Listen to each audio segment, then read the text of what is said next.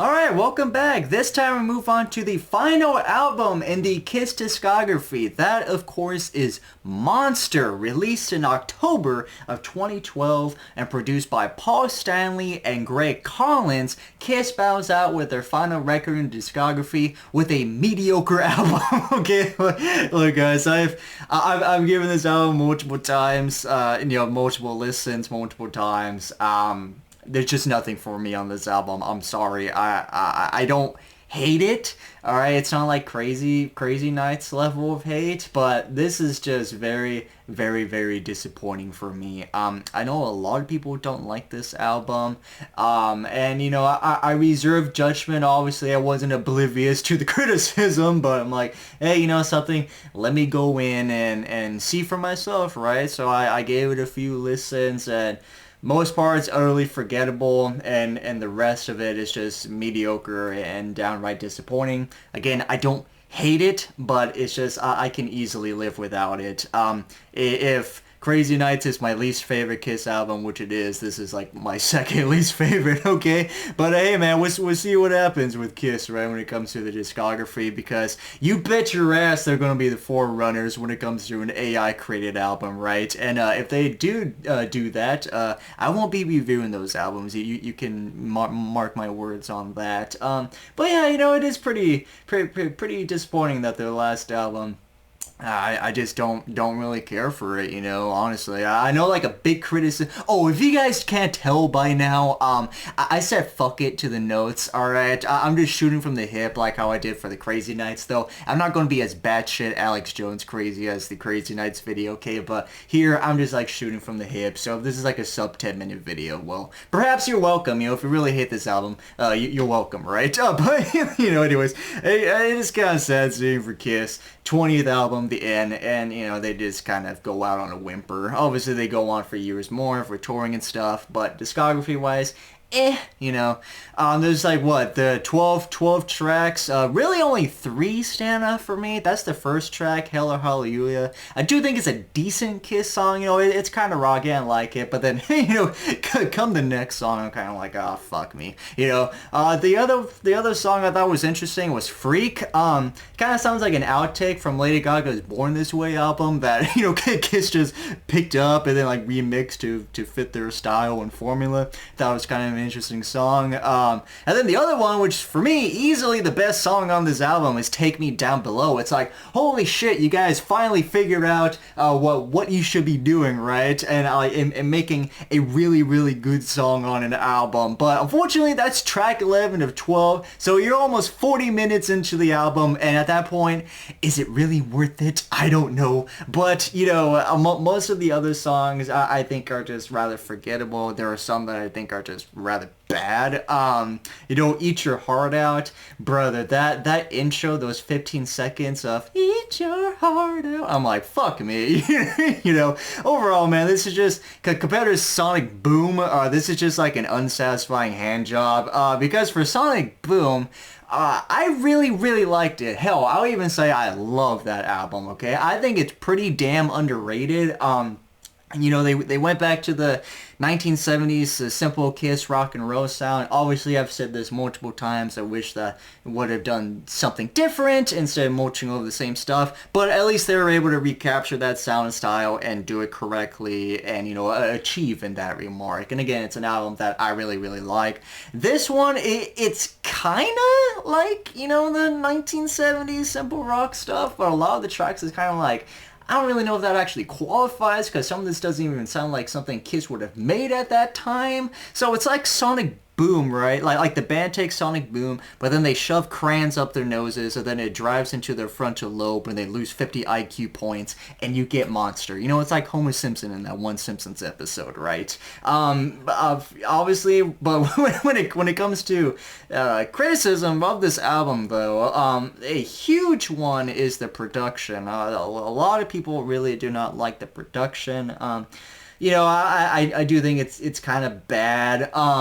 It's kind of interesting because, I don't really know much when it comes to the side of production or anything. I don't even qualify as a novice, but somebody said that there's no bottom to this album, and if I'm understanding them correctly, I can definitely hear what they're talking about, because when I listen to this album, Seems like everything is floaty. Like there's no foundation or bedrock. It's just like shit's just there. Like, okay, here's the vocals, here's the instruments, here's the backing, whatever. But it's all just kind of there, you know. I don't know. It is what it is, you know. Like I said, I know a lot of people don't like this album. Some people do. If you're one of those people that do love this album, though, as the sun's going, even the sun doesn't like Monster. It's hiding right now. It's fucking ashamed of this record. I tell you that.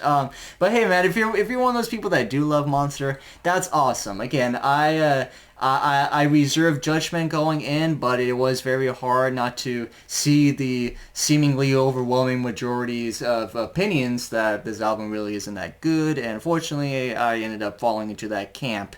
Now, I will say though that when it does come to the album, I do remember it actually coming out, believe it or not. It was actually a pretty big deal. It was like, oh shit, Kiss coming out with a new album. Finally did listen to it like, what, 11 years later, and you know.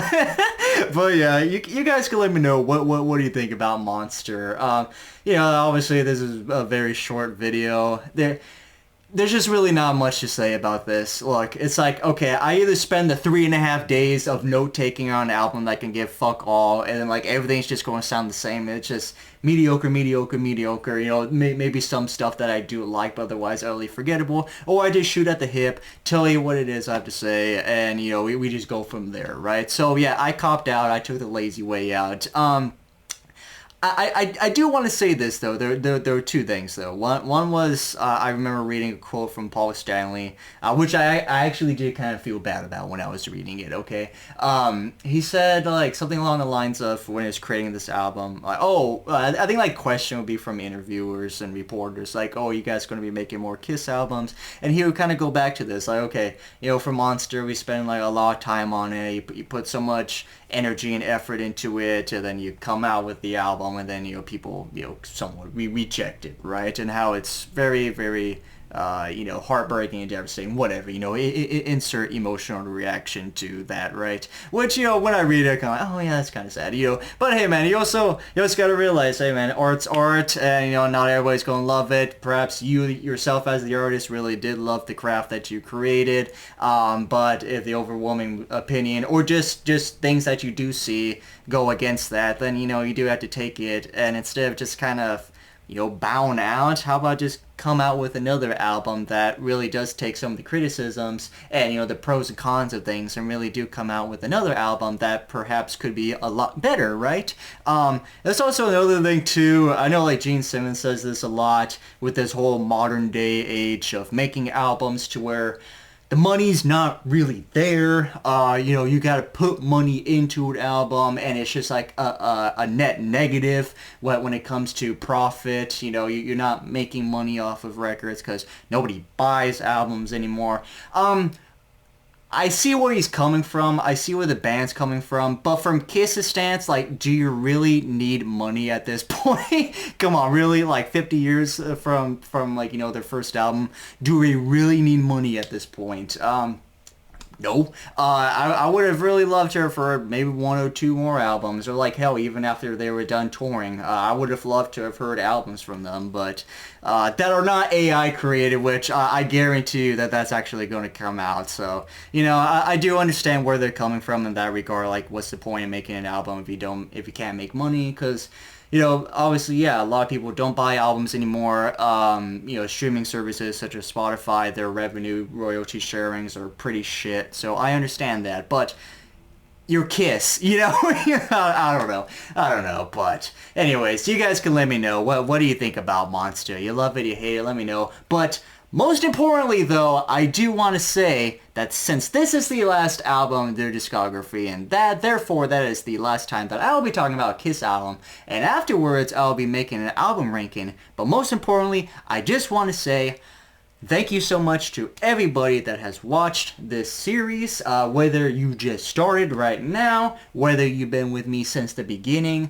thank you so much to everybody that has watched. It really, really means a lot. Thank you for watching. Thank you for the comments, everything. I'm very, very thankful and grateful for you guys. Thank you so much. And, you know, it was a blast, man. It only took a year, right? It only took a year, but, hey, man, we made it. We made it. So, again, from the bottom of my heart, thank you. And I just want to say thank you so much for watching, and take care.